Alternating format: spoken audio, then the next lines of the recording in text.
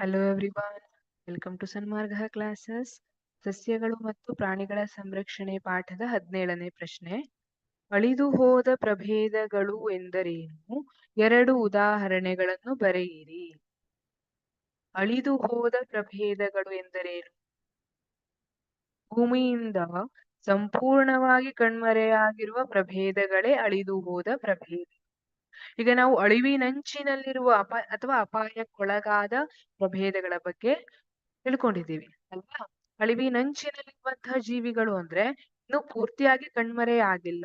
ಇನ್ನೊಂದು ಸ್ವಲ್ಪ ವರ್ಷ ಹಾಗೆ ಬಿಟ್ರೆ ಅವುಗಳ ಸಂಖ್ಯೆ ಇಳಿಕೆ ಆಗ್ತಾ ಆಗ್ತಾ ಏನಾಗುತ್ತೆ, ಒಂದು ಸಮಯದಲ್ಲಿ ಅವು ಕೂಡ ನಮಗೆ ನೋಡ್ಲಿಕ್ಕೆ ಸಿಗೋದಿಲ್ಲ. ಅವುಗಳ ಸಂತತಿ ಪೂರ್ತಿಯಾಗಿ ನಾಶವಾಗಿ ಬಿಡುತ್ತೆ. ಅದನ್ನ ಅಳಿವಿನಂಚಿನಲ್ಲಿರುವಂತದ್ದು ಅಂತ ಹೇಳ್ತೀವಿ. ಆದ್ರೆ ಅಳಿದು ಹೋದ ಪ್ರಭೇದಗಳು ಅಂದ್ರೇನು? ಆಲ್ರೆಡಿ ಅವು ಕಣ್ಮರೆಯಾಗಿ ಬಿಟ್ಟಿವೆ, ಆಲ್ರೆಡಿ ಅವು ನಾಶವಾಗಿ ಬಿಟ್ಟಿವೆ. ಅವುಗಳನ್ನ ಭೂಮಿಯಿಂದ ಸಂಪೂರ್ಣವಾಗಿ ಕಣ್ಮರೆಯಾಗಿರುವ ಪ್ರಭೇದಗಳೇ ಅಳಿದು ಹೋದ ಪ್ರಭೇದಗಳು. ಹಾಗಿದ್ರೆ 2 ಉದಾಹರಣೆಗಳನ್ನು ಬರೆಯಿರಿ. ಅದರಲ್ಲಿ ಒಂದು ಉದಾಹರಣೆಯನ್ನಂತೂ ನೀವು ಬರೀತೀರಿ, ನನಗೆ ಗ್ಯಾರಂಟಿ ಇದೆ. ಅದ್ರ ಮೇಲೆ ಬೇಕಾದಷ್ಟು ಮೂವೀಸ್ ಬಂದಿದೆ ಅಲ್ವಾ? ಬೇಕಾದಷ್ಟು ಕಥೆಗಳು ಹುಟ್ಟುಕೊಂಡಿದೆ. ಯಾವ್ದದು?